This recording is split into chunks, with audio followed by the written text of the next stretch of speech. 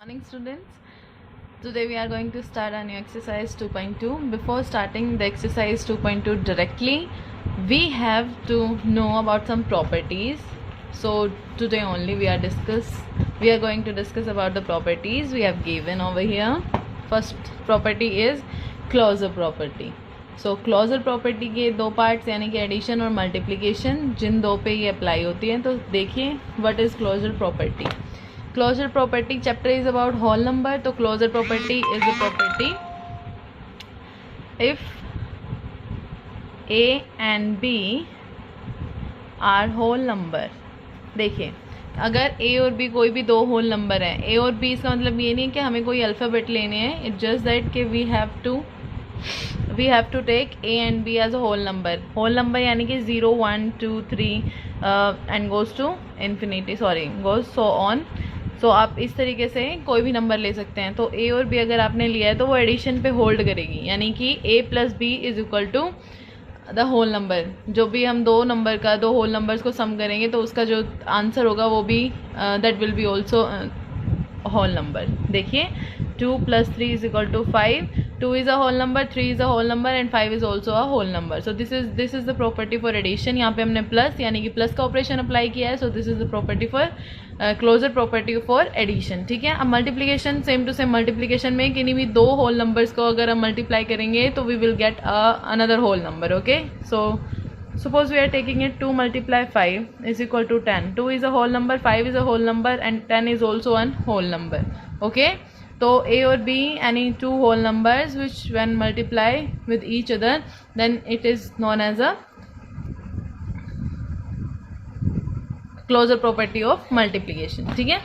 Closure property does not hold under subtraction and division. Subtraction और division पे hold नहीं करती है. सब्ट्रैक्शन इसका मतलब देखिए अगर मैं 3 - 5 लिखती हूँ, ठीक है, बीच में मैंने सब्ट्रैक्शन लगाया है, लेकिन अगर मैं 3 - 5 लिख रही हूँ तो इसका आंसर होगा -5 और -5 is not a whole number. -2 is not a whole number. तो ये होल नंबर नहीं है तो इस पर लाइन नहीं करेगा. अगर मैं यहाँ बात करूँ 5 / 10, ठीक है, सारी चीज़ों के लिए अप्लाई नहीं करेगा. अगर मैं 10 / 5 करती हूँ तो आंसर 2 आ जाएगा. लेकिन मेरे पास एक्सेप्शनल केस है कि 5 / में 10 लिख रही हूँ, यहाँ पे 5/10 हो जाएगा. तो 5 × 5 2 1/2. इसका आंसर आएगा 0.5 और 0.5 क्या है, that is not a whole. Next property is commutative property. Commutative property का क्या मतलब है, किन्हीं भी दो होल नंबर्स को किसी भी ऑर्डर में ऐड किया जाए, किसी भी ऑर्डर में जब हम ऑपरेशन अप्लाई करेंगे तो उनका जो आंसर होगा वो सेम होगा. देखिए मैं यहाँ पे फर्स्ट एडिशन की बात करती हूँ. ठीक है, एडिशन है यहाँ पे. तो देखिए एडिशन लेते हैं हम. 2 + 4 इज इक्वल टू 6 और अगर मैं पहले 4 लिखूँ बाद में 2 लिखूँ तो आंसर क्या आएगा 6. तो आंसर में no change. Your answer will remain same. अगर आप 2 को 4 में और 4 को 2 में ऐड करते हैं तो आंसर विल रिमेन सेम. तो ये आपकी कम्यूटेटिव प्रॉपर्टी ऑफ एडिशन होगा. सेम टू सेम आप मल्टीप्लिकेशन के लिए भी चेक कर सकते हैं कि मल्टीप्लिकेशन भी आप किसी भी ऑर्डर में कर सकते हैं. देखिए 2 × 3 आंसर 6 एंड 3 × 2 इज आंसर 6. तो दोनों का आंसर क्या हुआ, नो चेंज. इस आंसर में भी कोई चेंज नहीं है. तो this is also commutative property of multiplication. अब हम चेक करेंगे commutative property for subtraction and division. Division के लिए चेक करेंगे. मैं सब्ट्रैक्शन करके देखती हूँ कि अगर मैं 2 - 1 करूँ तो आंसर मेरा क्या आएगा 1. लेकिन मैं 1 - 2 करूँ तो आंसर मेरा क्या आएगा -1. आंसर तो सेम नहीं है तो इसका मतलब सब्ट्रैक्शन के लिए होल्ड नहीं करता है. ओके. डिवीजन के लिए चेक करते हैं. अगर मैं लेट अस टेक 15 / 3. ओके. तो आंसर विल बी 5. बट अगर मैं 3 / 15 करूंगी तो answer will be 3/15. 3 × 1 = 3 and 5. Answer will be 1/5 and 0.2. तो आंसर में कोई भी सेम आंसर आपका सेम नहीं है तो यहाँ पे चेंज आ रहा है. तो इसलिए डिवीजन और सब्ट्रैक्शन के लिए ये कम्यूटेटिव प्रॉपर्टी होल्ड नहीं करेगी. अब आप देखिए थर्ड प्रॉपर्टी जो हमारी आती है. Third property is associative property. ठीक है, एसोसिएटिव प्रॉपर्टी को हम देखते हैं. एसोसिएटिव प्रॉपर्टी का है कि हमें 3 होल नंबर लेने होंगे. ठीक है, 3 होल नंबर 2 + 3 + 4. मैंने ये 3 होल नंबर्स लिए, इनको मैं किसी भी ऑर्डर में ऐड कर सकती हूँ तो इनका आंसर सेम होगा. देखिए 2 + 3 + 4 7 लिख लेते हैं. यहाँ पे कौन सी है, एसोसिएटिव. Associated property. देखिए 2 + 7 आंसर विल बी 9, और अगर मैं 2 को पहले 3 में ऐड करूं उसके बाद अगर मैं 4 में ऐड करती हूँ 5 + 4, इसका आंसर भी क्या होगा 9 होगा। अब मैं इसको, ये एडिशन की प्रॉपर्टी थी कि तीनों होल नंबर्स के बीच में मैंने प्लस का साइन लगाया था। अब मैं बात करती हूँ मल्टीप्लिकेशन की, ठीक है। एसोसिएटिव प्रॉपर्टी फॉर मल्टीप्लिकेशन, अगर किन्हीं भी 3 नंबर्स को, यही 3 नंबर ले लेते हैं 2 × 3 × 4, पहले मैं 3 और 4 को मल्टीप्लाई करती हूँ, 2 × 12 आंसर विल बी 24, और अगर मैं पहले 2 और 3 को मल्टीप्लाई करूँ बाद में 4 से मल्टीप्लाई करूँ तो 6 × 4 एंड आंसर विल बी 24। तो इसमें क्या होगा कि यहाँ पे भी कोई आंसर चेंज नहीं हो रहा है और यहाँ पे भी कोई आंसर चेंज नहीं हो रहा है। तो ये एडिशन के लिए और मल्टीप्लिकेशन के लिए एसोसिएटिव प्रॉपर्टी जो है वो आपकी होल्ड करेगी। अब हम चेक करते हैं, हमारा चेक चलेगा सब्ट्रैक्शन और डिवीजन के लिए, ठीक है। डिवीजन के लिए चेक करते हैं हम, यहाँ पे हमने लिखा है 2, हम यहाँ ले लेते हैं 8 - 4 - 6, पहले 4 - 6 कर लेते हैं, 8 - 4 - 6 यानी कि -2, एंड 8 माइनस प्लस आंसर 10। अब मैं इसको रिवर्स ऑर्डर में चेक करती हूँ, 8 - 4 - 6 एंड दिस विल बी 8 - 4 4 - 6, तो आंसर विल बी -2। आंसर देखिए चेंज है दोनों के आंसर में, इसका मतलब ये सब्ट्रैक्शन के लिए होल्ड नहीं करती है एसोसिएटिव प्रॉपर्टी, तो ये हम नहीं लिखेंगे, it does not hold for subtraction. Division के लिए चेक कीजिए, 25 डिवाइड 5 अनदर 5, ओके।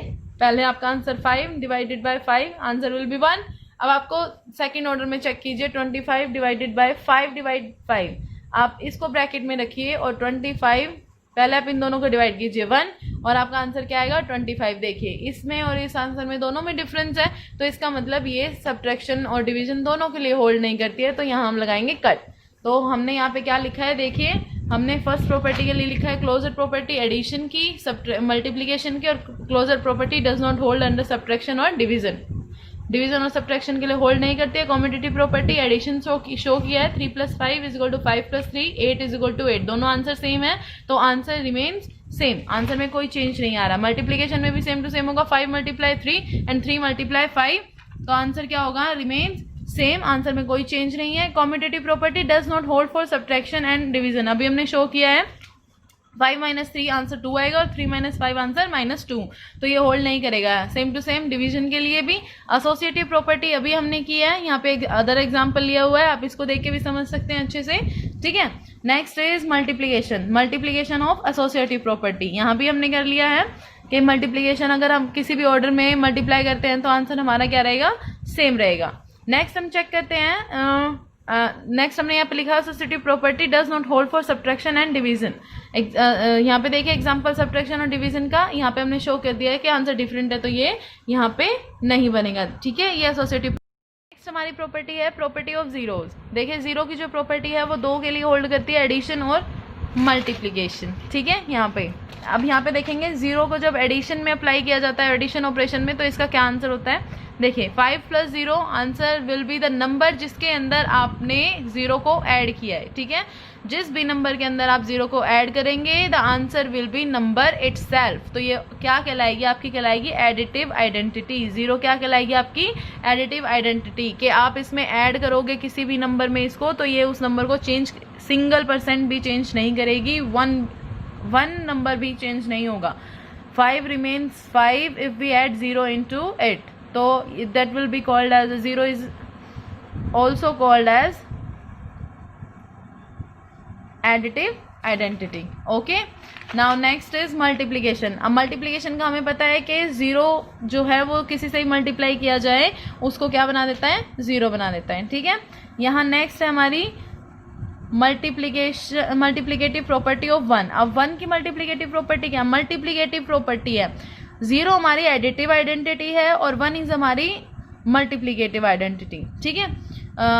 एग्जाम्पल देखिए 105 में अगर 105 को मैं अगर 1 से मल्टीप्लाई करूँ तो आंसर रिमेन्स द सेम 105।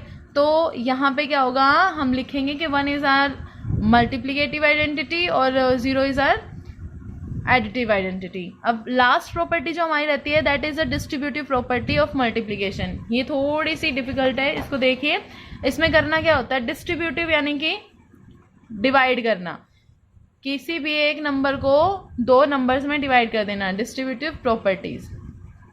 देखिए यहाँ क्या लिखा हुआ है, मैं लिखती हूँ 8 × 4 और प्लस में लिख देती हूँ 8 × 6। अब पहले मुझे क्या करने पड़ेगा, 8 × 4 और 8 × 6 और फिर जो आंसर आएगा उसको ऐड करना पड़ेगा 32